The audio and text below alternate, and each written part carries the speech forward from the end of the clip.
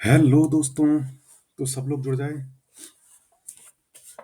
आज का वीडियो जो हमारा है बहुत ही ज़्यादा इम्पोर्टेंट होने वाला है। जिन लोगों का एग्ज़ाम सेकेंड शिफ्ट में है या फिर कल है, यानी कि जिन लोगों का एग्ज़ाम 6 दिसंबर को है और 5 दिसंबर के सेकेंड शिफ्ट में है, उनके लिए बहुत इम्पोर्टेंट होने वाला है। क्योंकि मैं बहुत अच्छी अपडेट लेके आया हूँ।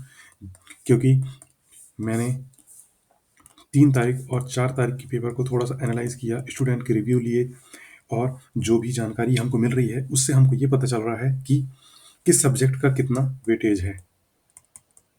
तो वेटेज हम लोगों को पता चल गया है कि इस सब्जेक्ट का लगभग लगभग कितना वेटेज है, इस सब्जेक्ट से लगभग लगभग कितने क्वेश्चन आ रहे हैं और इस टॉपिक से लगभग क्वेश्चन पूछे जा रहे हैं। तो इंपॉर्टेंट चीज़ें हम लोगों को लगभग पता चल चुकी हैं।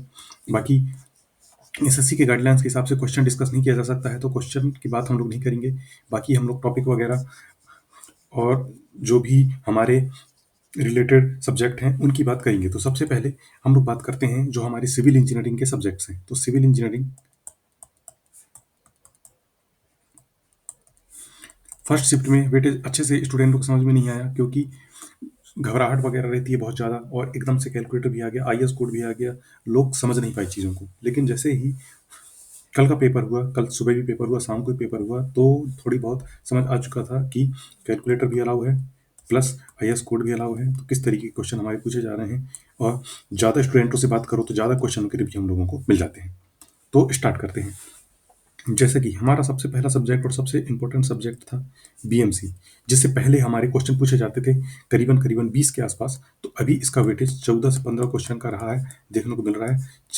14 से 15 क्वेश्चन इसमें आसानी से पूछे जा रहे हैं। Maximum to maximum, minimum to minimum, लगभग लगभग इतने क्वेश्चन तो आ ही रहे हैं। उसके बाद बात करते हैं सर्वे की।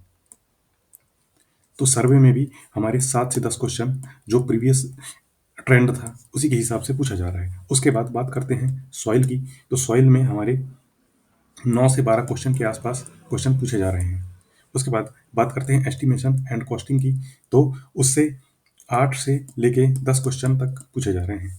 फिर सोम की बात करते हैं। जो पहले बहुत ही कम वेटेज था, 1-2 क्वेश्चन आते थे या 3-4 क्वेश्चन आते थे, तो लगभग उसी तरीके से है। थोड़ा सा इसका वेटेज बढ़ा है, 4 से 5 क्वेश्चन आ रहे हैं, और 4 से 5 क्वेश्चन में भी 2 वेरिएशन है। पहला वेरिएशन है थ्योरी वाला, और दूसरा वेरिएशन है न्यूमेरिकल वाला। तो जैसे कि 4 क्वेश्चन आ रहे हैं, इसमें 2 थ्योरी 2 न्यूमेरिकल, और अगर 5 क्वेश्चन आ रहे हैं तो 2 थ्योरी 3 न्यूमेरिकल। इस तरीके से क्वेश्चन इसमें पूछा जा रहा है। उसके बाद बात करते हैं एनवायरमेंट इंजीनियरिंग की। तो एनवायरमेंट इंजीनियरिंग में 8 से लेके 10 क्वेश्चन पूछे जा रहे हैं, लेकिन इसमें भी सेम यही वेरिएशन है, थ्योरी का और न्यूमेरिकल का। तो 8 क्वेश्चन पूछे जा रहे हैं तो 4 थ्योरी 4 न्यूमेरिकल, और अगर 10 क्वेश्चन पूछे जा रहे हैं तो 4 थ्योरी 6 न्यूमेरिकल, इस तरीके से, या 5 थ्योरी 5 न्यूमेरिकल, इस तरीके से थोड़ा बहुत आगे पीछे वेरिएशन रह रहा है, क्योंकि एग्जैक्ट डाटा कोई नहीं बता सकता है। तो आगे पीछे ये चीज़ें पूछी जा रही हैं, ये हमको जानकारी मिली है। उसके बाद बात करते हैं आरसीसी सब्जेक्ट की। आरसीसी सब्जेक्ट थ्योरिकल कम और न्यूमेरिकल सब्जेक्ट ज़्यादा है, क्योंकि इसमें बहुत सारी जो कोडल वैल्यू है और कोड भी उन्होंने दिया है। तो आईएस कोड में पूरा कोड नहीं दे दिया है, कुछ इंपॉर्टेंट लॉज जो है वो दे रखे हैं, तो उसी से रिलेटेड ही क्वेश्चन ये पूछ रहे हैं। तो इसमें 9 से 10 क्वेश्चन आ रहे हैं, लेकिन मैक्सिमम क्वेश्चन इसमें आ रहे हैं न्यूमेरिकल, मैक्सिमम न्यूमेरिकल। तो अगर देखा जाए 9 क्वेश्चन में से, जैसे कि 3 क्वेश्चन थ्योरेटिकल और बाकी 6 क्वेश्चन न्यूमेरिकल, इस तरीके से आ रहे हैं। फिर 4 क्वेश्चन थ्योरेटिकल, 6 क्वेश्चन न्यूमेरिकल, इस तरीके से क्वेश्चन आरसीसी में पूछा जा रहा है। उसके बाद बात करते हैं इरिगेशन की, जिसका वेटेड एकदम से जो टीसीएस है उसने बढ़ा दिया था, लेकिन जो एडिक्वेटी एजेंसी है इसने इरिगेशन हाइड्रोलॉजी का जो वेटेज है वो ज़्यादा नहीं बढ़ाया है। इसमें 6-7 क्वेश्चन ही पूछे जा रहे हैं, जिसमें 3 क्वेश्चन जो हमारे इरिगेशन के आ रहे हैं और 3 क्वेश्चन हमारे हाइड्रोलॉजी के आ रहे हैं। तो इस तरीके से इसका वेटेज कम ही वेटेज है, इसका ज़्यादा वेटेज इन्होंने नहीं लिया है, और दोनों सब्जेक्ट मिलाया जाए तो दोनों सब्जेक्ट के 2-2 3 क्वेश्चन आ रहे हैं। उसके बाद सबसे इंपॉर्टेंट सब्जेक्ट जो एडिक्विटी का है, मुझे लग रहा है सबसे फेवरेट सब्जेक्ट इनका हो गया है, वो हो गया है फ्लूइड मैकेनिक्स।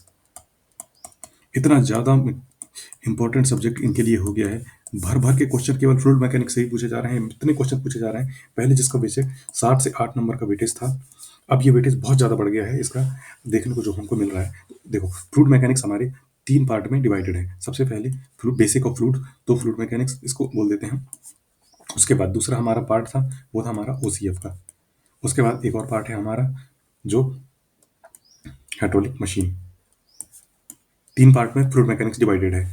तो जो एफएम है, जो हमारा जो बेसिक है, इससे 9 से 10 क्वेश्चन तो पूछे जा रहे हैं। तो ये क्वेश्चन हमारे, कुछ क्वेश्चन थ्योरेटिकल हैं, कुछ क्वेश्चन न्यूमेरिकल हैं, है ना? लेकिन ज़्यादातर क्वेश्चन इसमें थ्योरेटिकल आ रहे हैं। जैसे कि 9 से 10 क्वेश्चन है, तो इसमें 6 क्वेश्चन न्यूमेरिकल वो थ्योरेटिकल आ गया और 3 क्वेश्चन न्यूमेरिकल आ गया। और 10 क्वेश्चन की बात करें तो 6 क्वेश्चन थ्योरेटिकल आ गया और फिर 4 क्वेश्चन न्यूमेरिकल आ गया। तो इसमें जो वेटेज है वो हमारा थ्योरी का ज़्यादा वेटेज है। उसके बाद बात करते हैं ओसीएफ की। तो ओसीएफ में क्या है, फार्मूले वगैरह हैं और कंसेप्चुअल सब्जेक्ट है। इससे 2 से 3 क्वेश्चन आ रहे हैं। इससे भी एक न्यूमेरिकल 100% आ रहा है, एक या 2 न्यूमेरिकल इससे भी पूछे जा रहे हैं। तो थ्योरी प्लस न्यूमेरिकल इसमें भी आ रहा है ओसीएफ से।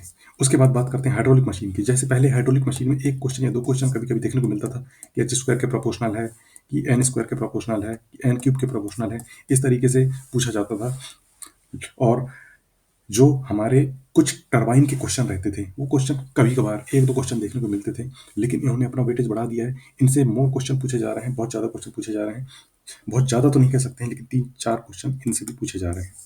तो इस तरीके से देखा जाए तो इसका वेटेज अगर 10, 3, 13 और 4 17 क्वेश्चन लगभग-लगभग बीएमसी के बराबर वेटेज इनका अकेले इन्होंने बना दिया है। तो फ्लूइड मैकेनिक्स ज़रूर अच्छे से रिवाइज़ करके जाना है हम लोगों को।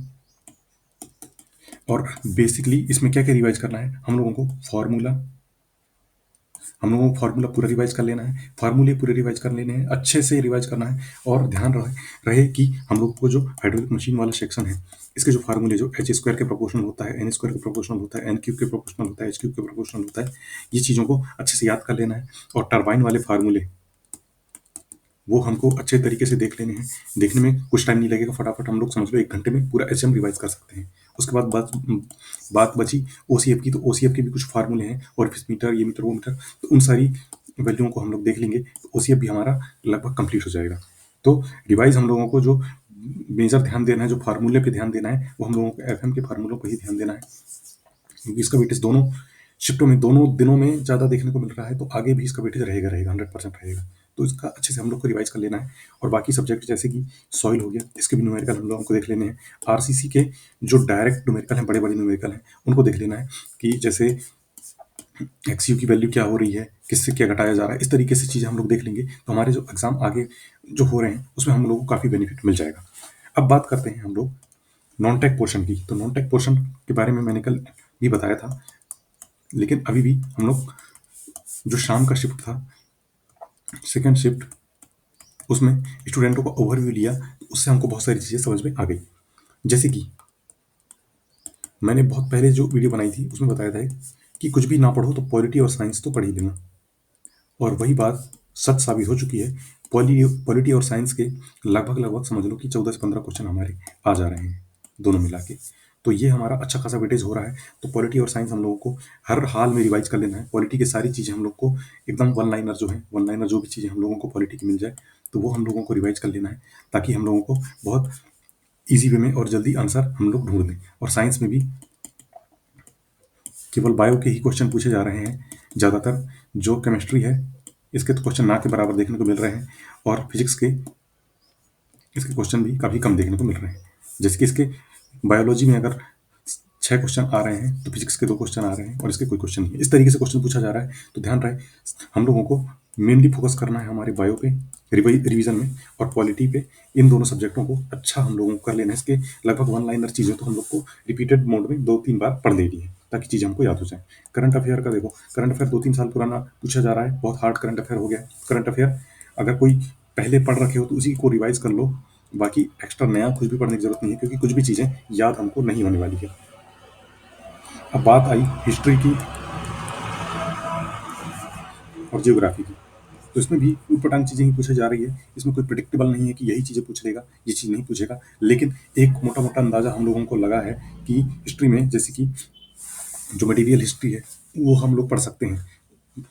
बाकी अब क्वेश्चन, जैसे कि पहले गांधी युग से क्वेश्चन पूछा जाता था 1-2, तो वो क्वेश्चन देखने को हम लोग को नहीं मिल रहा है। उससे पहले वाले क्वेश्चन ही देखने को मिल रहे हैं, तो उन क्वेश्चन को हम लोग देख सकते हैं। पर इनका सही से क्वेश्चन जो है कोई भी बता नहीं पा रहा है, क्योंकि किसी ने उतना ध्यान नहीं दिया। टाइम नहीं बचता है, 30 मिनट थोड़ी ना देगा आदमी जीएस पोर्शन पे 15 से 20 मिनट ही देने रहते हैं, तो उसमें जितनी जल्दी हो सका पढ़ लिए और हटा दिए, पढ़ दिए और हटा दिए, इस तरीके से चलता है। तो मेनली फोकस उन सब्जेक्टों पे करेंगे हम लोग, ताकि रिवाइज हम लोग जल्दी जल्दी कर सकें। अब आज का दिन ही बचा है और कल तो पेपर है ही, उसके बाद तो जो है पेपर हम लोग को मिल जाएगा, तो हम बाकी चीज़ें और अच्छे से एनालाइज कर लेंगे कि हाँ इसके क्वेश्चन पूछा गया था, इससे क्वेश्चन पूछा गया था। अब बात करते हैं रीजनिंग वाले पोर्शन की।